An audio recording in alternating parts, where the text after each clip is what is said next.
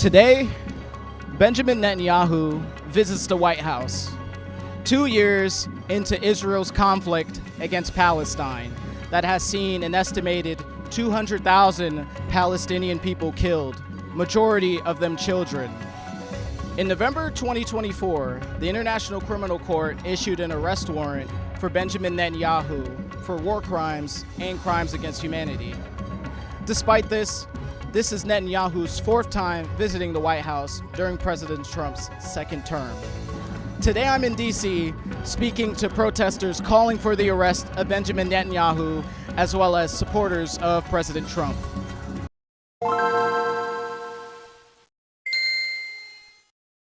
Dina, what brings you here today? Oh, I'm here with the DMV chapter of the Palestinian Youth Movement. We've put out a call to the community to respond to the Netanyahu visit, and they have obviously answered.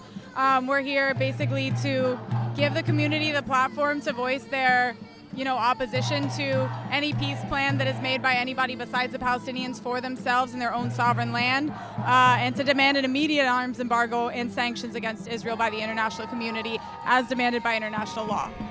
We are standing outside of the White House because we are Jewish people and we are embarrassed. When Benjamin Netanyahu comes here to meet President Trump, supposedly representing all Jews, and he is misusing the Jewish religion to justify all these crimes. These are attempts to mislead politicians, mislead the masses as if this is the Jewish people, this is the Jewish religion, and then blaming whoever criticizes as anti-Semitic or fighting God. We are pleading encouraging politicians to overcome this propaganda, see through this propaganda, and understand that Judaism and Zionism in no way is synonymous. Judaism is a religion, Zionism is a purely political movement, has no connection. Masses of Jewish people the world over, in the United States, in the world, and in occupied Palestine, today's Israel, openly oppose everything Israel stands for. We plead with President Trump to do everything in his capacity to stop this carnage, to stop this catastrophe, stop this endless cycle of bloodshed.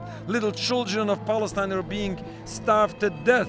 Masses of innocent men, women, and children are being slaughtered, and Jewish people are being endangered because of what is being done in our name. We need to stop this in its entirety, because this is not a self-defense. Israel is not about a self-defense. This is offensive from the day they started. This is not about the defense of the Jewish people. It's about defending a political, wicked movement. Jewish people lived in peace in Palestine before the invention of Zionism, before the 1920s. We can live in peace. We don't want to have a state of Israel to endanger others and the Jewish people. We need to stop this, stop the root cause, stop it in its entirety, stop this whole occupation, and then we can hope to see a better future for everyone. Brings you here today? I came all the way here from Florida to see if the media was telling the truth, which was some fucking lies. And what did the media tell you? The media told me that the fucking National Guard was needed for a reason. But this is a pussy city. There's nothing really happens in this damn city. They want to put the National Guard somewhere, send them to fucking St. Louis, Missouri. Send them somewhere where they fucking needed at. This ain't nothing but a pussy city. Ryan, what brings you here today? So I have been coming down here to DC. I live in Maryland, but I'm an Army veteran. I did 2 tours to Iraq. I was medically retired. I'm 100% disabled, and since the National Guard has come to DC to kind of occupy it, I've been down here all the time. A couple weeks ago, I was arrested at Union Station for allegedly chalking on a flagpole in support of Gaza.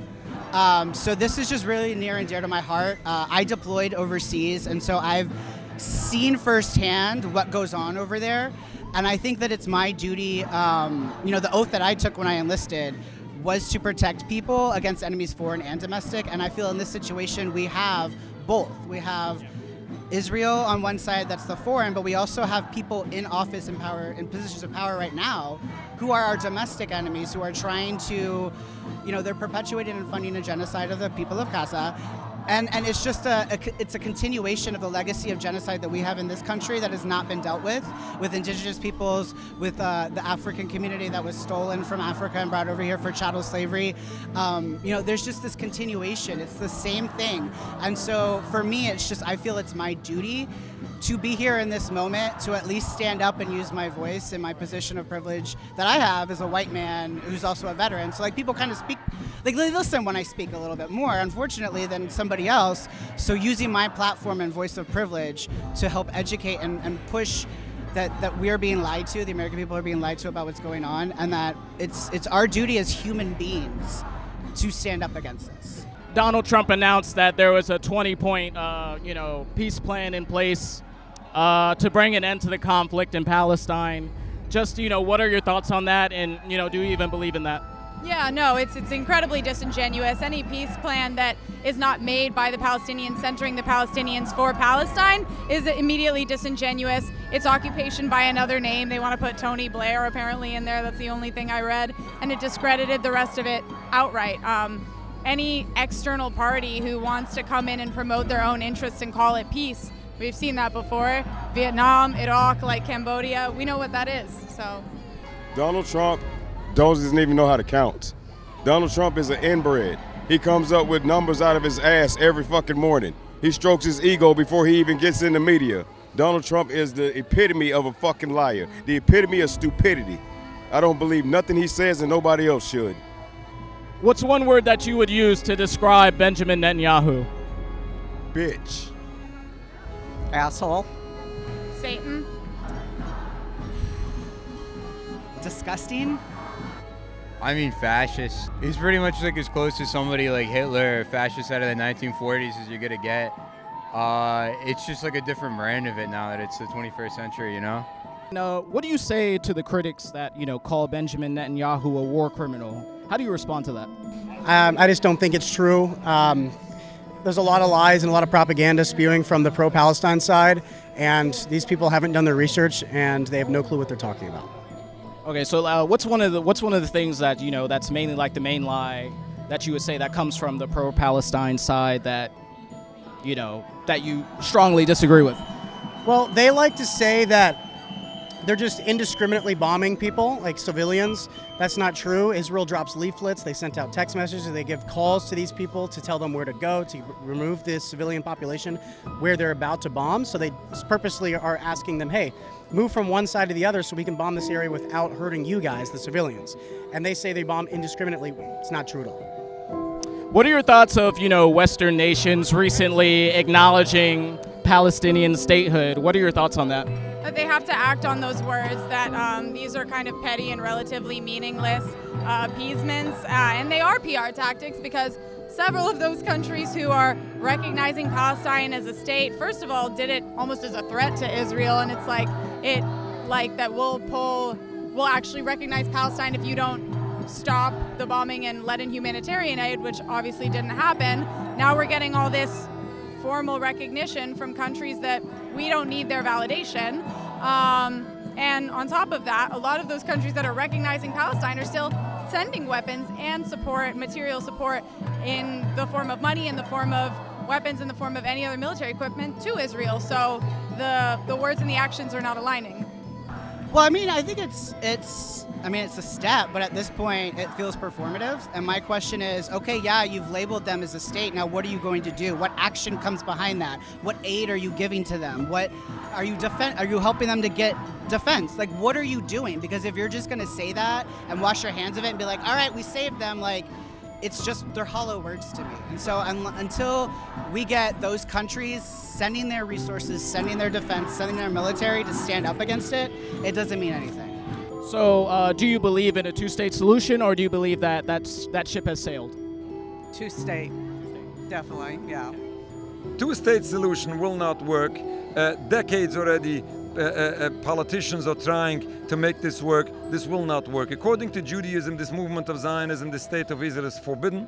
Killing and stealing, oppressing an entire people are violations of Judaism. The concept of building a sovereign homeland for Jews by physical means happens to be in total contrast to the very basics of Judaism. Now, there's a verse which says in the Torah,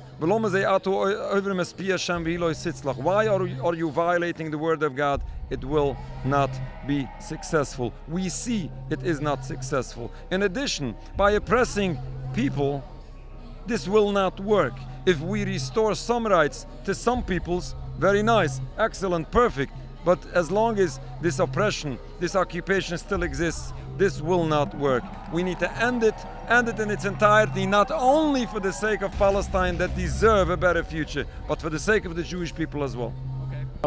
What are your thoughts on the Israeli aggression in the region with them, bombing Iran and recently bombing Qatar? Is that justified? They bombed Hamas in Qatar. Okay, the Hamas leaders, who the leaders are the terrorist organization. They didn't try to bomb, they didn't try to bomb civilians or anything. They were trying to take out terrorist leaders. Today, Benjamin Netanyahu he apologized to the Qatari prime minister for killing Qatari citizens in that, bombing. Is that an admission of guilt that they did bomb a sovereign nation aggressively without being provoked? Israel gets bombed by almost every country around it at any given moment, and they want to take out Hamas. And of course, I don't want civilians to die. I don't think anyone does. But sometimes civilians die in war, and it's very, very unfortunate. I mean, personally, I feel like, when civilians die, somebody should be held accountable. Do you believe that? In World War II, 400,000 civilians died in Berlin by the Allies. It's a horrible tragedy, but it just happens in war. It happens in war. If war is bad, sometimes war is justified, but civilians do die in war, unfortunately, and it's something that nobody wants, but it does happen. What do you say to the people that say, all the civilian casualties that we've seen in Palestine is just a causation of war, or is just a symptom of war? I would say that the programming has worked then, because if you look at the Iraq and Afghan war and the casualties there, we leveled whole neighborhoods. We killed children in the streets. We killed disabled folks. So I would say really look into and ask yourself, what about this situation makes it okay for you that there are children dying, despite whether or not you think people are evil or whatever. Just really as a human being, how can you sit with yourself and be okay with any person dying like that, and when they had nothing to do with it? They were innocent bystander. Because that could very easily happen here. Very easily could happen here. And what other countries, what are they going to say? Well, that's just a casualty of war. You say that until it's you, until it's your family, until it's your neighborhood.